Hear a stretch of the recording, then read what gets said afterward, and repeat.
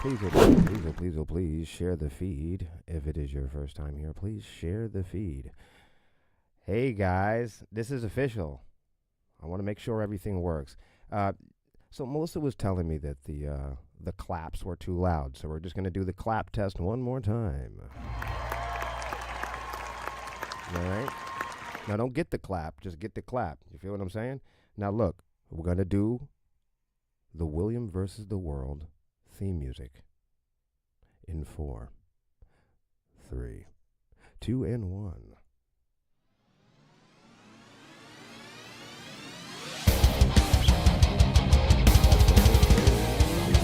Versus the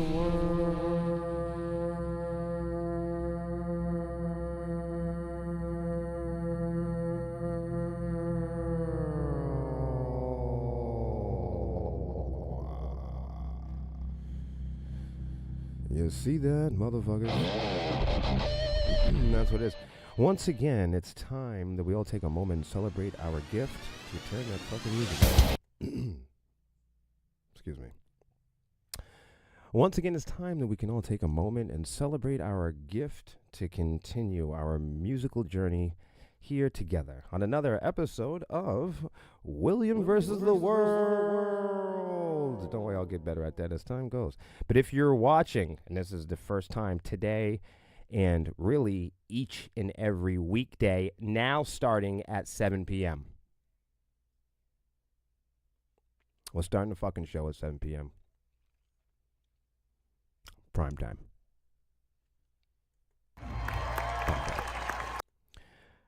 So we're doing it today and every weekday at 7 p.m. We are chatting, we are learning, we are examining the top stories in the music industry. So if you didn't know what we do here on this program, we used to have this program. Everybody knows that we used to have this program early in the mornings. First it was 10:30, and then I was late. And then it was 11, and then I was late. And now it's fucking 7. And I'm not late because I was here teching this shit. Okay. The chat's here. Feel free to chat with me. This is a live in studio program. You guys are welcome to chat with me here. We are on YouTube. We are on the Book of Faces. We are on the chat of Snaps. We are on the gram of instant gratification. I'm just kidding. I think we're on Twitch though. We are on Twitch. Today and each day we are learning, we are chatting, we are examining the top stories in the music industry, news and technology, social media. We used to start today, but now I guess we'll be ending your day. And, ending your day in your life is probably really adventurous as it is. So we really appreciate you being here with us here on the Sepsis Band page. We are a rock and roll band. We're an independent, hard rock, heavy metal band, melodic, modern band. We play music. We've been a band. Me and Melissa started the band 14 years ago, and we're still playing music. We released our first original music in 2019, and now we're here still playing music for you today. This is the only music news show on social media. This is the only music chat or music live broadcast about the music industry, streamed each day, presented to you by musicians. Thank you for hosting the stream. Oh, it sounds so good in the headphones now. I can finally hear everything. It's kind of nice. So this is a band page, and this is our broadcast that we host about the independent music industry. Also, we cover social media and tech. We do tips, advice, but this isn't just any music broadcast. This is a music live chat and broadcast brought to you by musicians that play instruments and shit. And it's not just any musicians, it's musicians you know. There is no other more documented band on social media more than our band. We've been going live and posting on social media, documenting our entire adventure since 2010. Ain't that right, Melissa? This is the only interactive live stream and chat on the internet where we together, I don't know if you didn't know that, but we're together in this. Just like the music industry, we're all in this together. We read, we dive deep, we cross-reference, we compare notes here, we utilize the full power of the internet, okay, not just pieces and glimpse in the first few lines of an article. We really dive deep and we compare notes here. So we encourage all of you guys to grab your cell phones, take notes, read along with us. We put the articles right here up on the screen, so when we're having these conversations, you don't have to feel like I'm making this shit up as I go along. But we cross-reference these articles. We compare our notes together.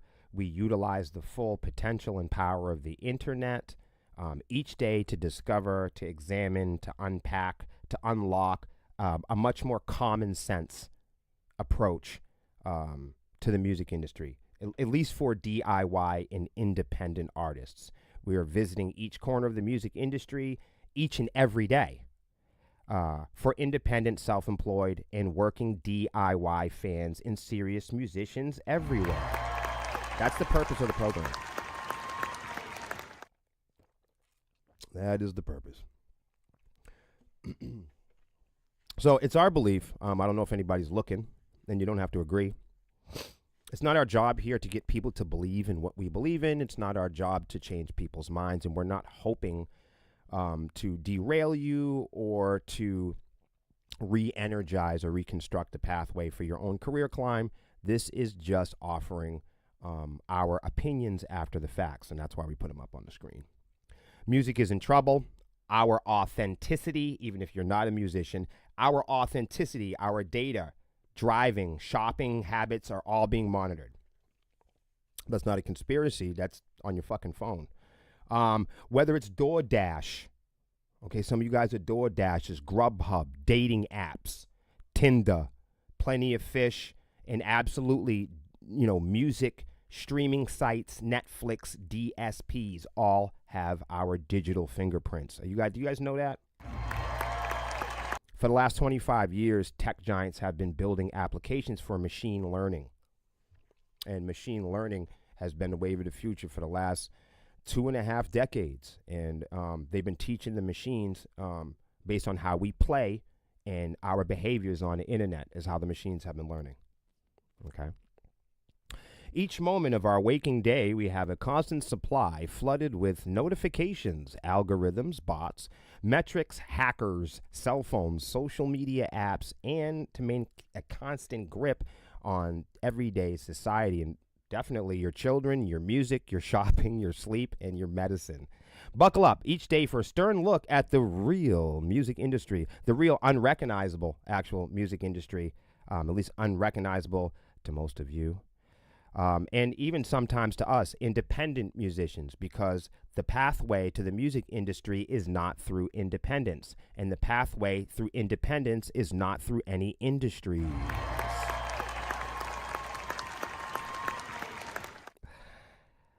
Each day we unpack, we unlock the real music industry that's led by big tech, banks, litigators, and shareholders, tech giants. So get out your iPods, your notebooks, and your reference tools. It's time to take notes and do some homework because it's another episode of William versus the World. All right. There we go. We're done. See you guys tomorrow. No, I'm just kidding. So you guys are probably... I'm not going to do a whole bunch of articles tonight because I'm fucking stoned. And I still need to finish this joint. So what I was thinking is we'll just... Why, thank you so much.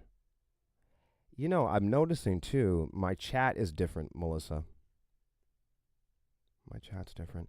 Yo, what's up, Gio? How's it going, brother? I see Gio in the chat.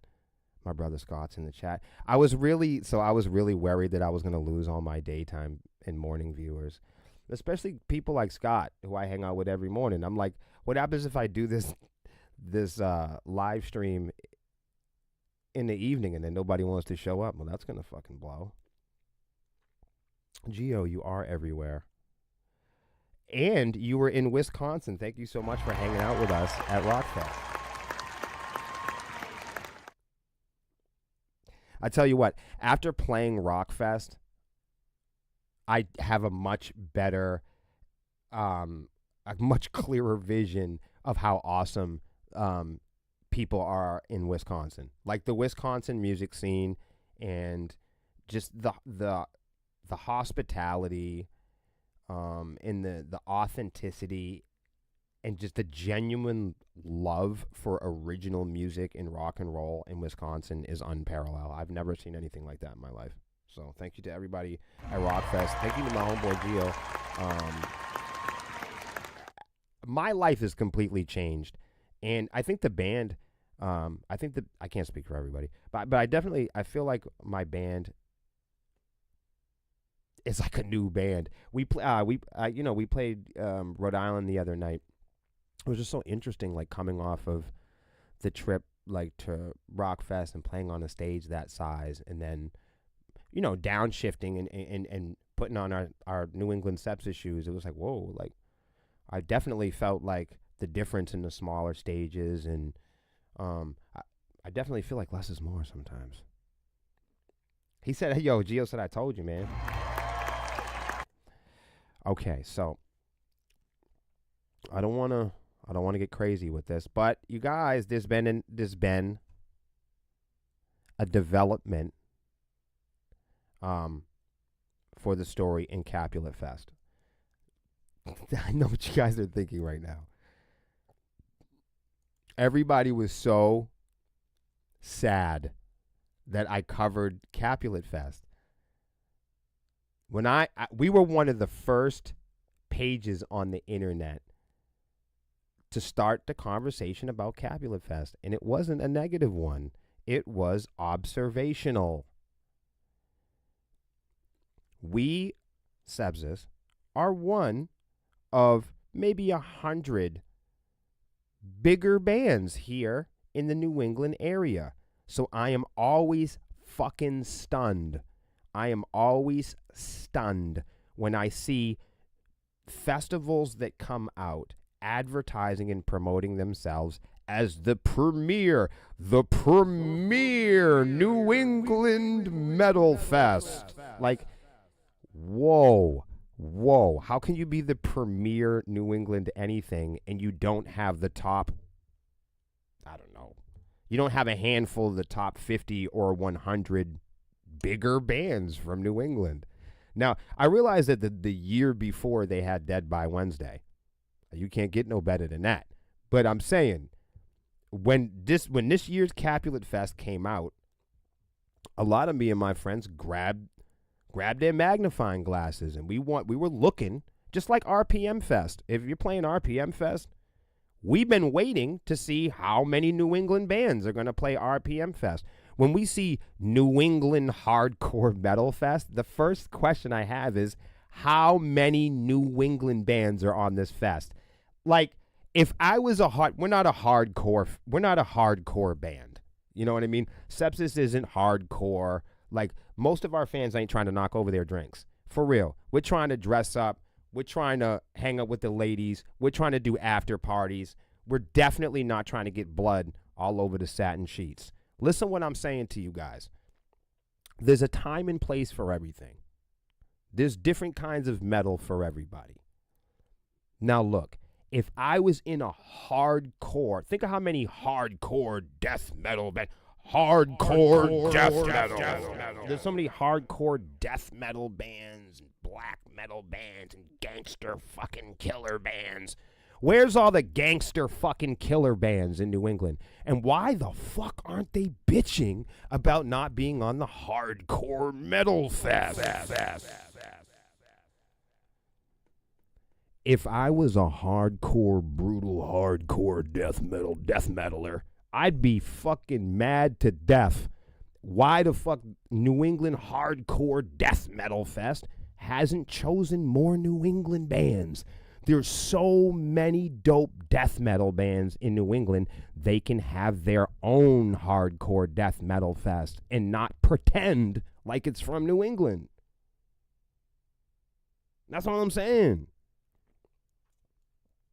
So anytime we have these New England festivals that come in and promote, it's not like we're looking for trouble. We are a New England page, a New England band. We've been covering New England rock and roll news for 10 years. This is not uncommon.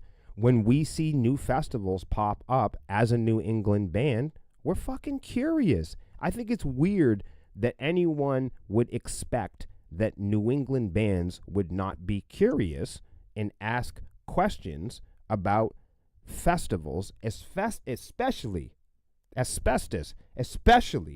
after all the crazy stuff with Blue Ridge and all the metals in the mountains and the metal in your pocket and the metal in your mouth and the metal at your mom's house. Every couple of years, there's a festival. There's a metal in the basement and the metal on top of your head. And like before you know it, like these festivals, they come in the game. They're not like Rockfest. Rockfest has been doing it for 30 fucking years. You know what I'm saying? People go, hey, Sepsis, why did you guys play Rockfest? Because they've been doing it for 30 years. They're fucking experts. But like when these guys come out and go, surprise, we have the premium New England Band Festival. I'm like, fucking prove it. How the hell do you just come out of nowhere and you have a huge festival at Thompson Speedway? Bro, I'm not causing trouble just because I'm asking questions. Look, guys, people that manipulate you depend, okay, on secrets and confusion. They're also depending on you to not tell the truth. That is the biggest misunderstanding about me and Melissa ever. You do not want to misunderstand us in this place. Please don't ever misunderstand us. Do not misunderstand us or underestimate us by thinking that me and Melissa want to take the moral high ground. You just fucked up. Please don't ever do that. Please don't count on me being a nice guy. Don't do it. Count on me telling you the truth. If you ever want to hear about past band members, if you ever want to hear about Crazy T, if you want to hear it from the source, if you want to hear it from the tap, rest assured, no one can count on me to try to make myself look good. I'm a villain for real. Just get that understood. The one biggest mistake I think people make with me is they're secretly counting on me to take the moral high ground. They're secretly counting on me to want to be a good guy. And that, my friends, is a misunderstanding. I don't want to be a good guy. I want to tell the truth. So before you talk about me, you better get ready for a public conversation. Capulet Fest should have nothing to fear. If they were running a cool thing, then we'd be having a different conversation. So it's not causing trouble when you report about fucked up shit. People start beating up kids, you talk about it. People, they say, hey man, how come you talk about, what are you doing for the world, Will? I'm creating conversations, goofball. When people say, so what are you doing for festivals? What are you doing? I'm talking about it. I'm running my mouth. And this is the kind of stuff that leads to hope. So you guys don't understand that conversations are the ingredients. Conversations are the things that we have before we fight. So when people ask me, what am I doing? What am I doing from my office talking about fucked up shit in the world? What am I doing confronting unfairness? What am I doing? What's my purpose? What's my goals? What do I set out to achieve by talking about all the fucked up shit in the music industry? Why am I whining about it? They call it whining. Why do you think I'm whining about it? You can call it whining. You can call it bitching. But I call it a conversation. What am I doing to change the world about pollution? I'm talking about it. What am I doing in the world to stop, kids being abused? I'm talking about it. What am I doing to stop musicians from being treated unfairly and being compensated unfairly? I'm talking about it. So when you ask me, what am I doing for the world? I'm creating conversations that lead to hope. What the fuck are you doing?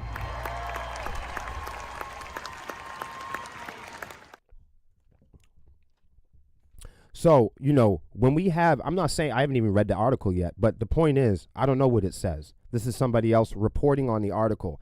My job here at William versus the World is to take the articles that people report on in the music industry daily, every single day.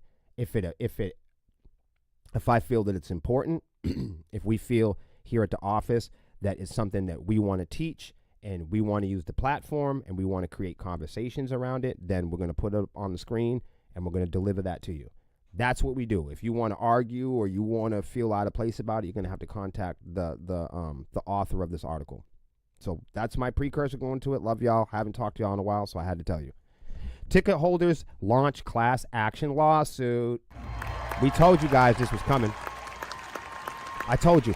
Everybody thought I was a real jerk for saying that Capulet Fest was being mean to people by making bands pay money to play there. I said that I felt that it was kind of mean that there wasn't, more professional New England bigger bands on Capulet Fest. Why would I want professional bands on Capulet Fest from New England? Do you guys know why? Why would I want some of the top 50 or 30? But the top 50 or top 100 bands in New England, why should the bands from New England be on New England festivals? Did you guys ever ask yourself these questions? The most responsible people in the room, you guys, are the ones that ask the questions. If you're a New England band and you're not asking questions about the people that are coming in your neighborhood, then that's why others are elected leaders, because we're capable of asking these questions. If you're in a band and you're not capable of asking these questions about these festivals, then I have to question how qualified some of you are to play it. It's booking 101. Why isn't there New England bands on New England festivals? I want New England bands on New England festivals so we can have an accurate observational conversation about the value of these festivals. They come out of nowhere, and they don't hire people from the neighborhood, and then they promote themselves as the premier New England festival. How can it be a premier New England festival if it doesn't have premier New England bands?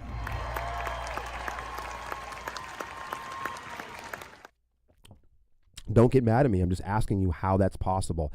Because if there's no authentic, professional, original New England bands that can vouch for New England festivals, then why are they promoting themselves as premier New England festivals?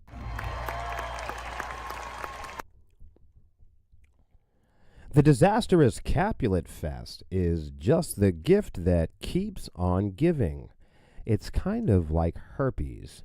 You'll remember the festival was billed as a 3-day event at the Thompson Speedway Motorsports Park. But when the weekend of the festival came, it was moved at the last minute to the Webster Theater, which was an hour away. To make things worse, the Webster Theater wasn't available for the 3rd day of the festival, and so that day ended up just being canceled. According to Lambgoat, ticket holders of Capulet Fest are taking legal action in a class action lawsuit seeking refunds for their tickets from promoter Estevan Vega and Capulet Entertainment, which is his company. That's likely to be the only way anyone's ever going to see a refund, so it makes sense. Now, like when I said this, though, like when I brought up the concerns about Capulet Fest, there were many people that thought I should just mind my business. They didn't think that this was none of my business. But it is my business, because the bands that they're hijacking and piggybacking on, the bands that they're exploiting, the neighborhood and the fans that they're ripping off are also my fans. It absolutely is my business, because I play in Connecticut all the time. And I also know the owner's next door neighbor. So there you have it. That's why. Because any band from New England could have been sucked into this. And this is a great opportunity for me to teach all of you here in New England what to look out for. This is I fucking told you so moment, is what this is. Now, look, I also offered, as soon as this whole thing happened, I offered Capulet Fest and Estevan to come on William versus the World and address the world along with me. And my offer still goes out. Somebody tag Capulet Fest. Somebody tag Estevan and somebody tell Capulet Fest to call me on the phone, and I will set up an interview, and I will have Capulet Fest and Estevan come on William versus the World, and I will conduct a formal and professional interview right here on the Sepsis page, and give him a chance to address people, clear his name, speak up for himself. He can bring his lawyer with him. That's what we do here. Somebody tag them. So his I don't know if it was his manager or his assistant, a very nice lady contacted the band and said that Capulet Fest would be in touch with the Sepsis page and that they would set up a formal conversation. And we have yet to hear back from them. In addition, the text of the lawsuit seeks restitution for other financial losses. Quote, for the damages and emotional distress that they've suffered. See? You guys thought I was bullshitting. Well, I certainly agree that the ticket holders deserve their money back, as well as the expenses incurred from the change in venue, but I don't think anyone has suffered emotional distress because they didn't get to see Taproot. Oh, man. All right. The lawsuit goes to say. Now, here I go again, guys. I'm not bringing up the lawsuit on Capulet Fest. I'm not saying that Estevan is a terrible creature of the night.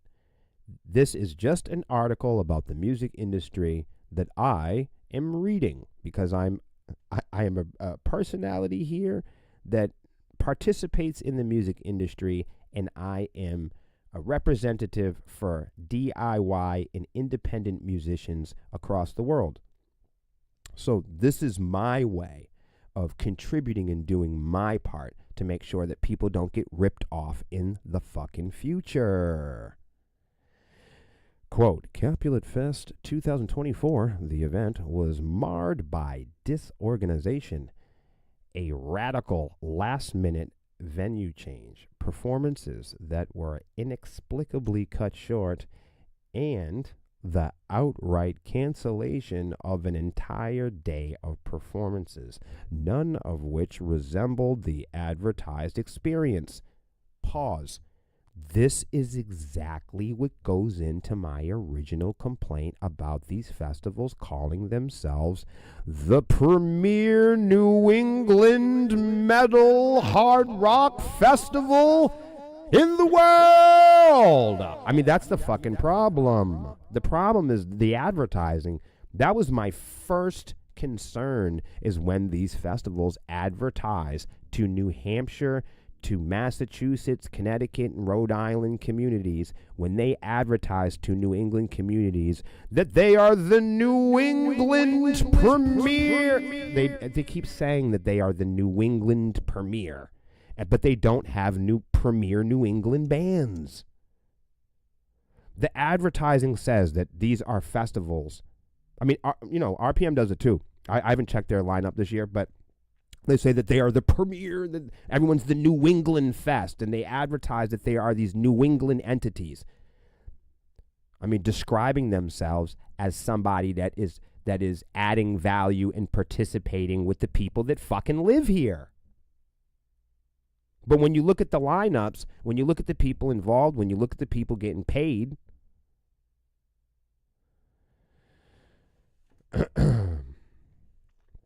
furthermore, defendants have not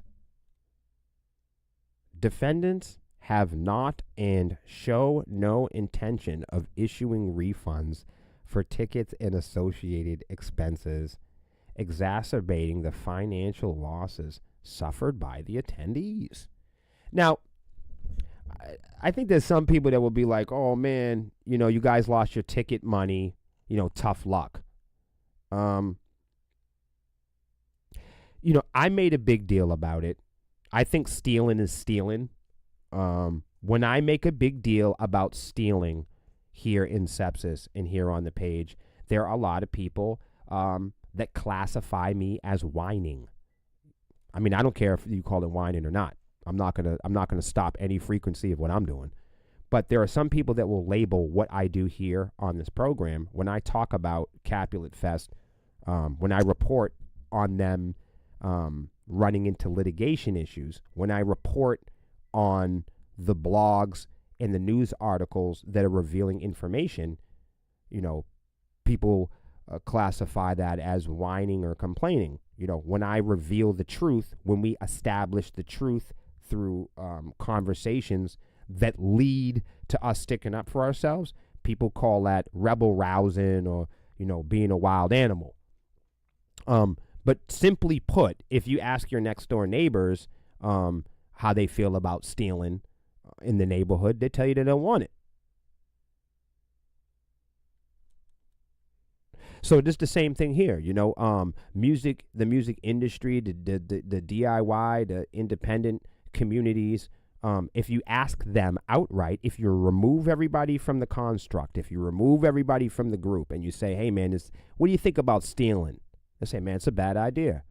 So when I report on stealing, when I report on organizations and companies and promoters and people stealing from musicians, that is the number one topic we cover here, is organizations, musicians, promoters, venues, and communities stealing from each other. That's what we report on.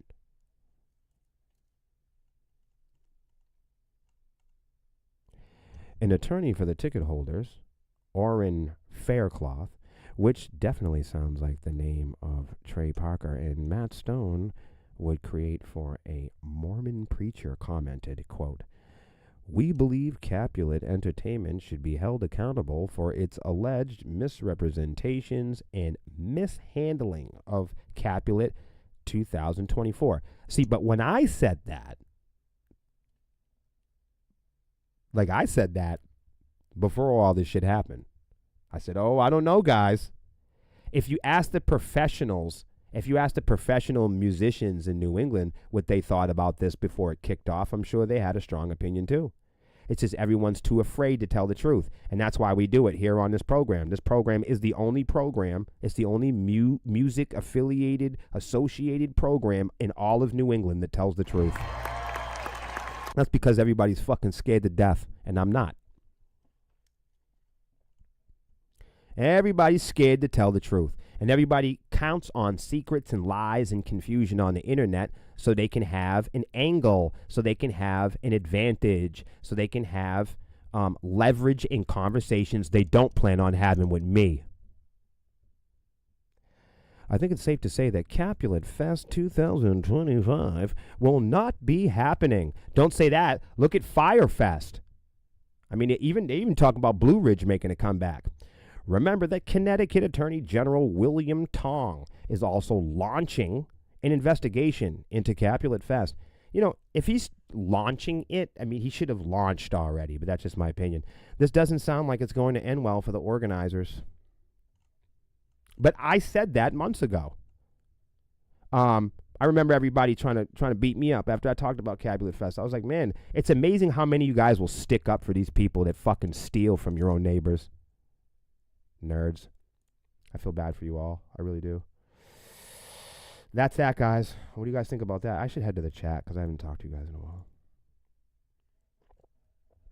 Oh, Bonnie Joe, how you doing? Yo, Bonnie's serious. Nothing really does compare. Oh, Bonnie Joe is still here. Hold on a second.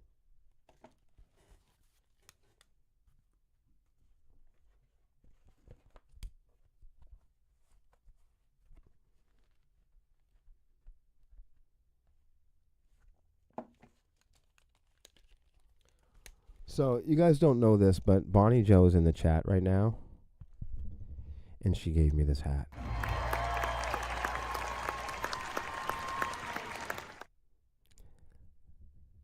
Thank you so much.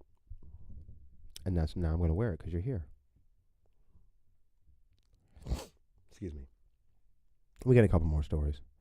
Everyone is too butthurt to tell the truth. You're right, Bonnie.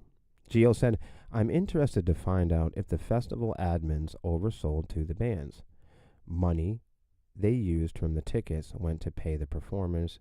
So, yeah, sounds like a Ponzi pyramid scheme. Yeah, a lot of times what they do, and I can't say for this one, obviously, you know, 2222222222222. Yeah, so I can't really say for this one, but what I've come to find out, Gio, is like a lot of times, they will get some big name bands, you know, and they have big price tags, and in order to pay the larger bands, they will hire a lot of locals.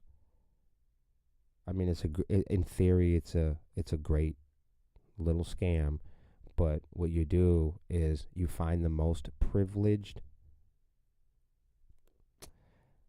You find the most privileged, and it's not really about talent, but you find the people that can afford to do the buy-ons.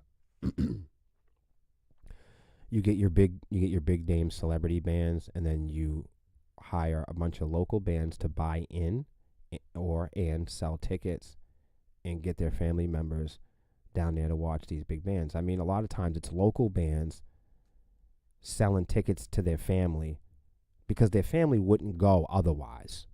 You know, so a lot of times, and these promoters know that. These promoters know that these local bands can't get people to shows to begin with.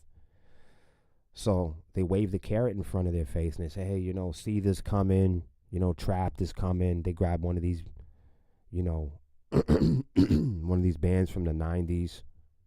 They say, hey, man, you know, Chevelle's coming through or whoever. And they promise everybody. Well, who did they have? They had Skillet, right? I think Skillet actually showed up. But I know a lot of the bands didn't show up. But the thing is like the friends and families of the local bands don't show up. So the local bands, God bless them, they got to go to in order to sell tickets, in order to get people to go watch them play, they got to say, hey, man, look, I've made it. I'm opening up for Seether. I mean, you know how it is with local bands. For years and years, there's been this kind of belief that, you know, you need to kind of suck someone else off or get into a big industry circle jerk or open up for somebody big, you know, for something good to happen to you. You got to get in a line and wait until you get your opportunity to open up for some complete fucking stranger that everyone else pretends to love, and somehow you're going to leverage their fan base and turn into a big superstar. I don't know why bands believe this is real. I don't know why people think that there is a chance that they can get successful long-term in the music industry by knowing someone or opening up for someone. In fact, you know, my band has opened up for maybe 100 different big celebrities, some of the biggest names in rock and roll. And I can't say that we have ever left a festival or a show. We have never left opening up for, you know, Dave Mustaine or a Puddle of Mud or Static X. We just did the Jelly Roll show. We've never played a big show and walked away the next day with more fans. It's just never happened. You know what I mean? There's no instant, not in our lives. You know, like when we opened up for like Puddle of Mud and stuff like that. It's not like we opened up for them and then the next morning we woke up and had 20 more followers on Facebook. That's just, I mean, it's just not real.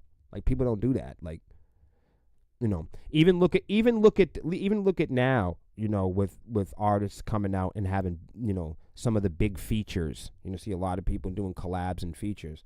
But if it's not the right run, it's not the right one, it doesn't even really matter. People don't give a shit. You know, if you ain't got no bread behind it, you know, you could be a great band and hitting all the notes, and you have Ronnie Radke come in and play the piano. It's not going to fucking matter unless you got some money behind it. I'm going to keep it a bean. If you ain't got no money, if you ain't got no investment behind your act, it's going nowhere.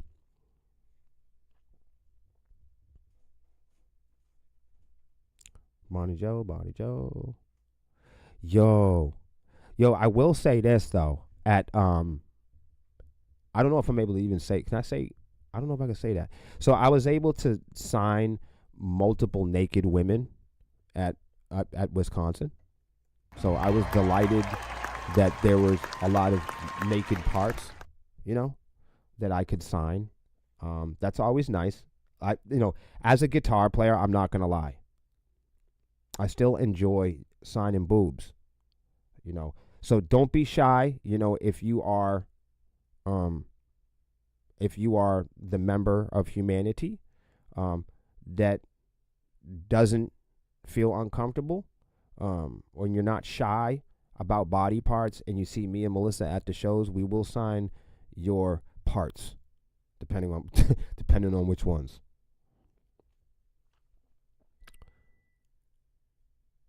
We might have to card you though.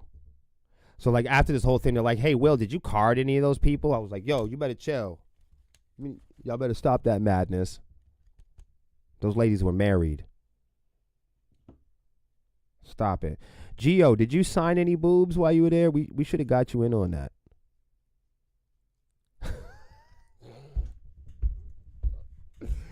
Yo, that's funny. Yo, that's so funny. Yo, Bonnie, you crazy? We got you. Not to mention, like, I think there's like some people in Wisconsin. I just wanted them to move back and just be from New England from here on out. I was like, why don't you guys just move back and just be from New England? You know what I mean?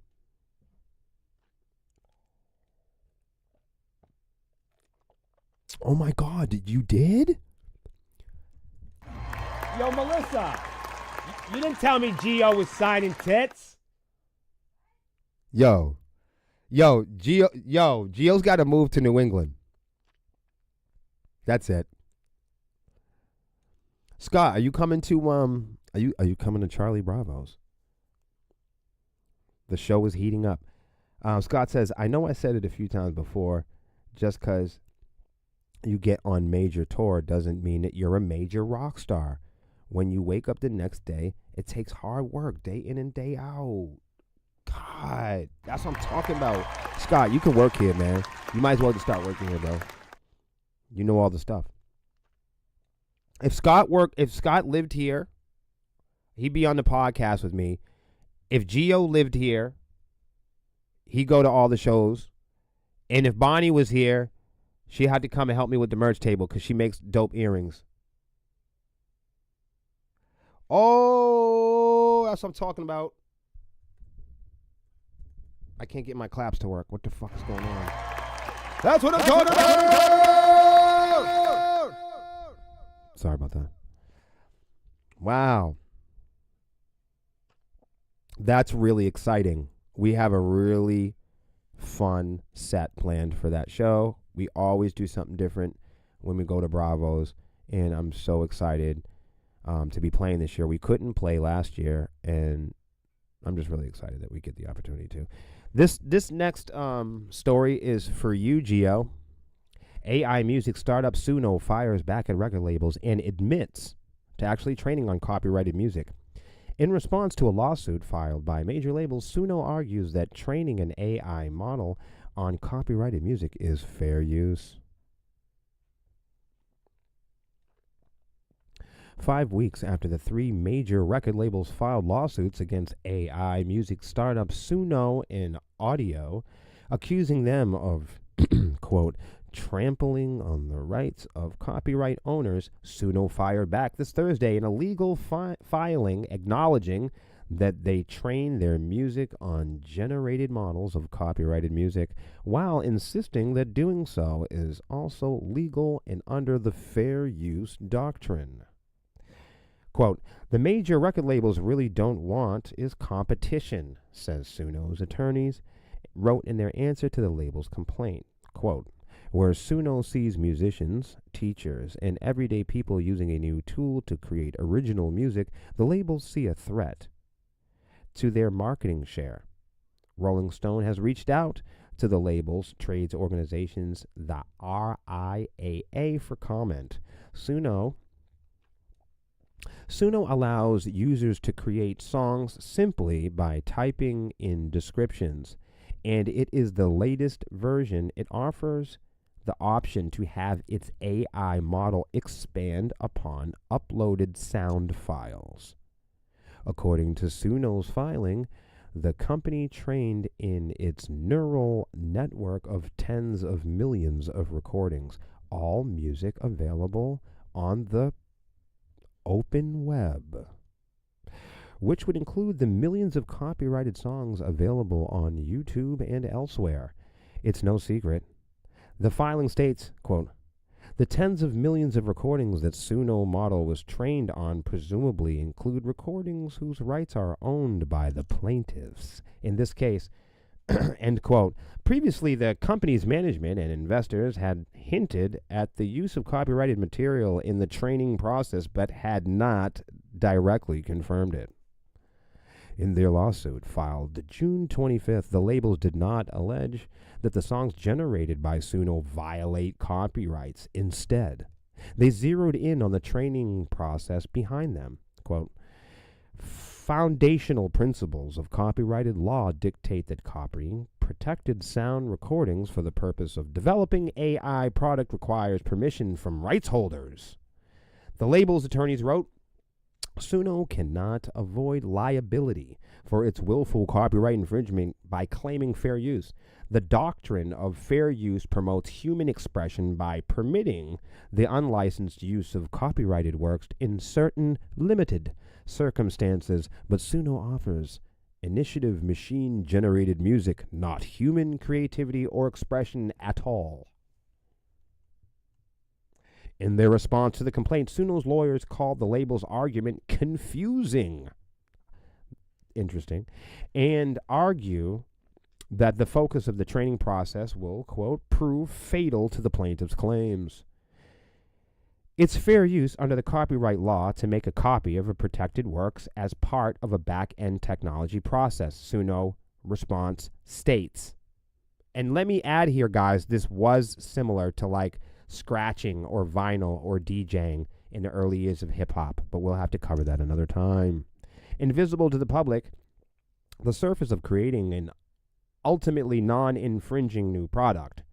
Congress enacted the first copyright law in the country in 1791.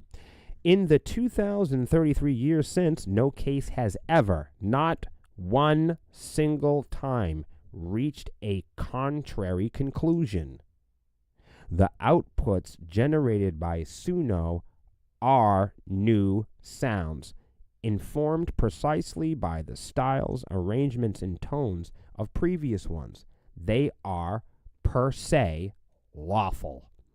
Suno's response also accuses the labels of misuse of copyright to suppress competitions and claims that they can win a case on the grounds alone. Quote, with the benefit of discovery, Suno will show that even the setting that the fair use issue aside, the plaintiff's pervasive copyright misuse bars their claims altogether.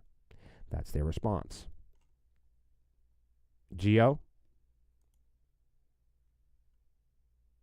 what do you have to say about this? This is a Gio moment.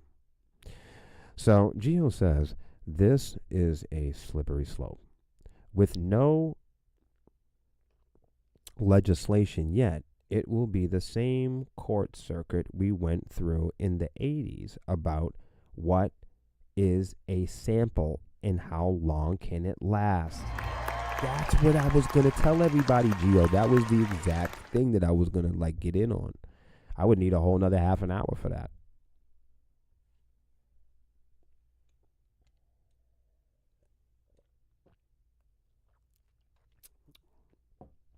Yeah. Mm-hmm.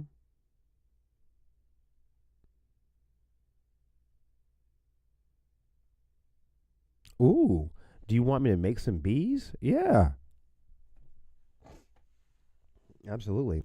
We'll do one. We'll do one more. We'll do one more story. How about that? As Spotify readies $18 per month for their deluxe tier, do consumers care about high quality audio. Do consumers care about really high quality audio?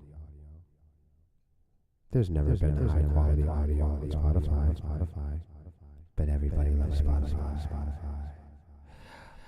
I will also say that people loved MP3s too. Like I was shocked. When streaming music came out on like when you used to get music off of fucking Pirate Bay and LimeWire and shit like that. I always thought it was fucking terrible. People like, hey dude, you want this MP3 player? No, please. I never liked MP3s. Even now, like, no offense to all of our friends that work at radio stations and stuff like that, but when people are like, can you send me an MP3 of your music? I'm like, really? You do know that that's like 30 years ago, right? All right. Spotify has long faced criticism for its lack of humanity. No, I'm just kidding. Spotify has long faced criticism for its lack of feelings. No. Spotify has definitely faced criticism for its lack of high fidelity, high quality audio. Like, why are they the biggest streaming site in the world with the worst fucking audio on the planet? It's really terrible. One of the company's staunchest critics of its audio quality is Neil Young, who in March, when he announced his music was returning to Spotify after 2 years, he called the platform the #1 streamer of low-res music in the world. He's fucking right, dude. He's right. And another thing, somebody asked us the other day, is our new single going to be on Spotify? And no, it ain't. So there you go. Sorry to hurt your feelings. Fuck Spotify. How about that? In a now largely homogenized streaming landscape where the platforms look similar and often the same exact catalogs, which I pointed out many times, the availability of hi-fi audio has been a key differentiating feature at Spotify's larger rivals. Apple Music, for example, rolled out lossless audio and spatial audio with support for Dolby Atmos to its service free in 2021, whereas, Spotify doesn't. They still offer crappy music, especially to independent. Like, if you're an independent artist, your music really sucks on Spotify. I've even had people say, my God, can you get better sounding music, Sepsis? I said, and I said, look, have you listened to it on another platform? And then they go listen to our music on Apple Music, and they're like, wow, it's so nice. This is why I don't like Spotify. We spend hundreds of thousands of dollars to make and create and produce quality music. Musicians spend hundreds of dollars going to the studio, thousands of dollars buying batteries and cords and cables and kits and gear and machines and computers and software. We spend hundreds of thousands of dollars on promoting, on social media, on merchandise, on images and digital art. And then we make high quality music at the 24-bit wave level, and then we give it to the most popular streaming sites, and they knock the quality down. What? So we spend all this money to make high quality music for our fans, but when we give it to Spotify, the quality is low resolution. Musicians spend top dollar to manufacture high quality, high resolution music, only to give it to Spotify so they can knock the resolution down. And then, after they knock the resolution down off of our original music, they charge our fans to listen to our music in the original quality that we uploaded it in.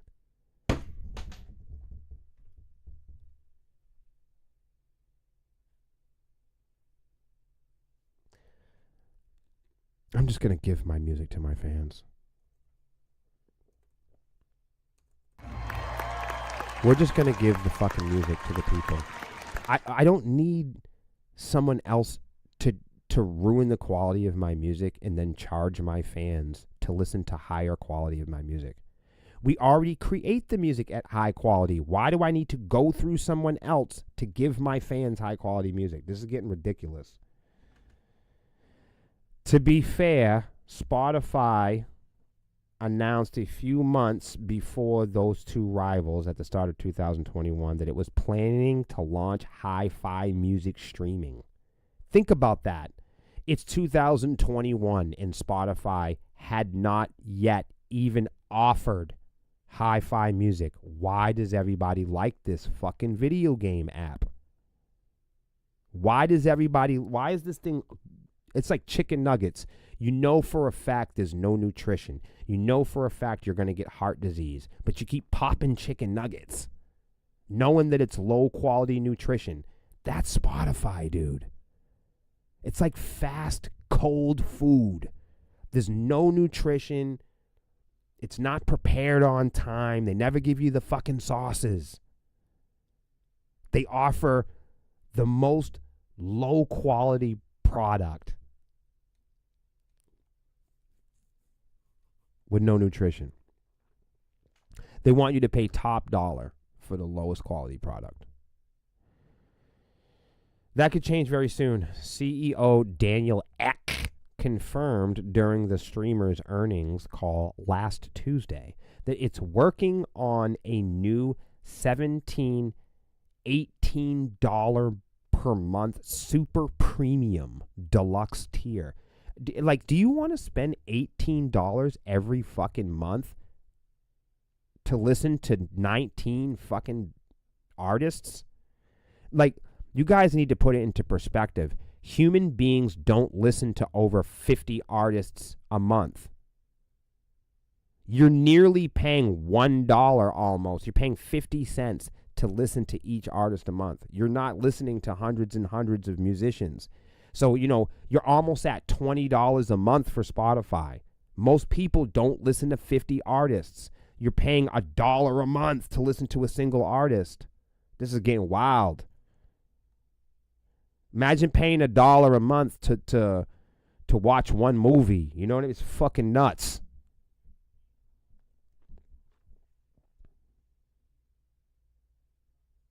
You could pay for a movie.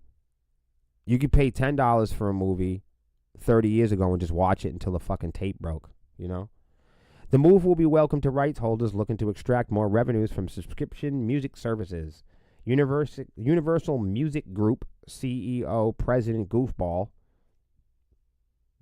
told analysts on UMG's earnings call last week that, quote, as many as 20% of the current subscriber base could upgrade to a super premium tier at a meaningfully high price point for a compelling product configuration. Spot prepares to roll out its potentially high-fidelity audio-enabled deluxe tier. New stats published last week appear to indicate a waning interest in hi-fi audio over the past 4 years. So apparently, people that listen to Spotify don't even give a shit if the music sounds good or not. There you have it. There you have it. And since we're talking about fast food, I'm fucking hungry. Fast food chains are dropping prices with these new deals. You hearing this, Melissa?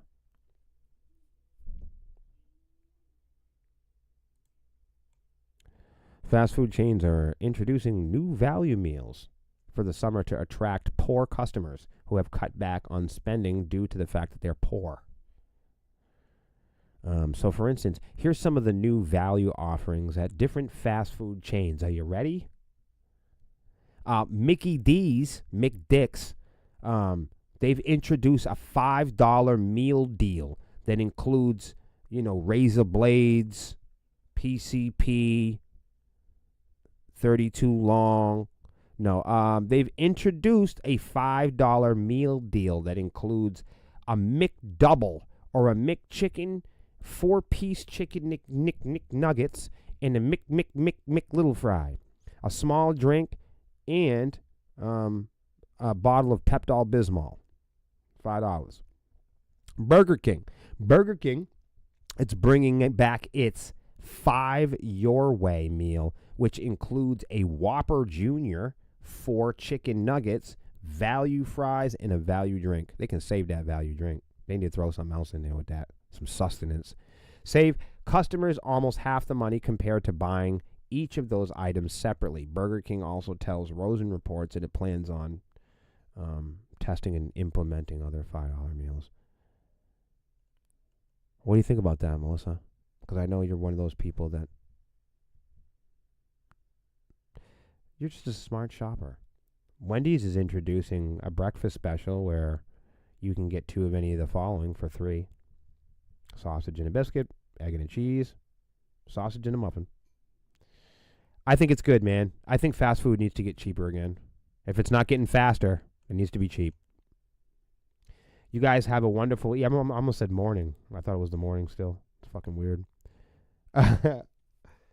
You guys, thank you guys so much for hanging out with me on my first episode back on season 2.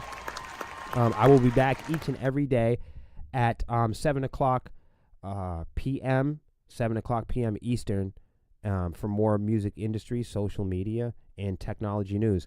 I will say this. It will be a little bit spotty. I'm taking on some studio work coming up soon, so I know that I will be in and out for the next couple of weeks or a month, doing some recording and working with some of my friends. I got a cool project playing guitar on some albums that my friends are releasing, so I want to do the best I can on that. So I may have some time during the evenings where I'm doing that. I'll keep you guys posted. You guys that are rocking with us in some of our Yellow Jackets chats, stay tuned. And thank you for everybody that's been subscribing to the page, all the people that have been donating stars, and of course, subscribing to the Hive and watching all of our behind the scenes. Much love to everybody that came out and seen us in Rockfest, and to the bands and everybody that had us pop out at Rhode Island the other night. Thank you guys so much, and I'll catch you guys on the next episode of William versus the World.